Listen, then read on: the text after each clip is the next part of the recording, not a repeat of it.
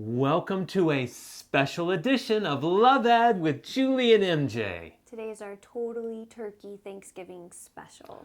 Why isn't that special how she used alliteration?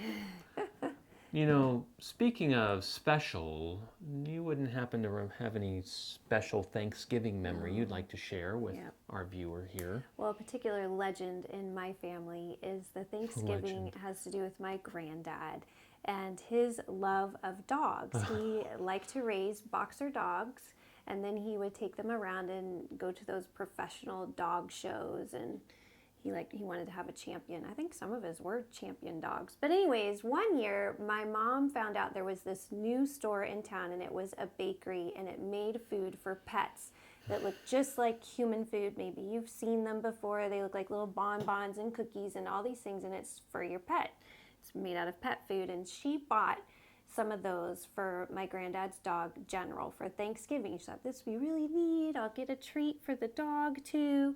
And on Thanksgiving Day, after the meal, and we're clearing everything and putting out the dessert, she got out those cookies and put them on a china plate. Mistake number one. And then she put them on the table. Mistake number two. Forgot to tell my granddad about them right then, just getting busy. And so when we were eating dessert, we're all sitting around the table, and I see that he's starting to pick up. I saw that he was starting to pick up one of them. I saw him first. I totally, because I was the last person that could say, I couldn't say anything. So I'm like, Julie. Mike always likes to think he was first, but we were newly married, and he probably didn't want to say something for the whole family. And so I didn't want to say anything to embarrass my granddad at the table. So I'm trying to nudge my mom. By the time my mom looks up to see what's happening to granddad right next to her, he's already eating it. So she looks up and she just screams, "Dad, that's for the dog!"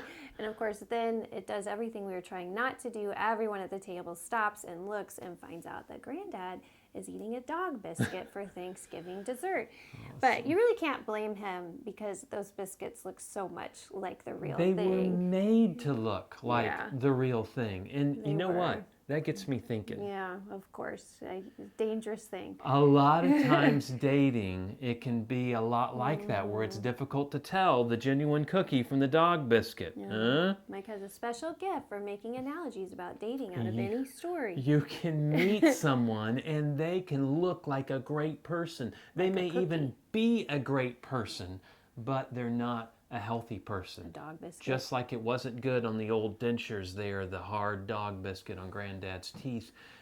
These people aren't ready for a committed relationship. And if they're not, then what are they dating for besides to make out? We believe dating should be a chance to grow in intimacy that might lead to a life-giving, lifelong marriage.